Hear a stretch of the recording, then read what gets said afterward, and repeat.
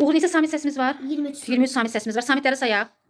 Samitləri B, T, yo B, C, C, D, F, C, G, H, X, R, Ç, G, L, M, N, R, P, Ş, S, T, T, sonra V, Y, Z. aha. Bu necə samitdir? Bu cingiltili. Kar qarşılığı. Şart qarşılığı P, H necə samitdir?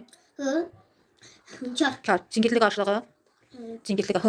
H. Sonra D necə samitdir? D, cingiltili. Kar qarşılığı.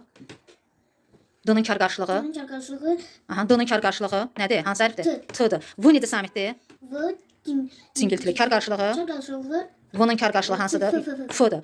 Deməli, G necə samitdir? G, G necə samitdir? cingiltili. Kar qarşılığı. Çal qarşılığı K-dir. K. Açıq saytları deyək. Olur. Açıq saytları A, I, A. A, E, E, O, Ö, Qapalı saytlar. I, I, U, Ü, Dodaklanan saytlar. A, E, Dodaklanan. dodaklanan O. O, U, Ö, Ü. O, Ö. Neçə qalın, neçə ince sayt oldu? 4, 4 nə? 4 4 4 şey qalın. qalın. 5 5 də incə saytdır. Ne oldu?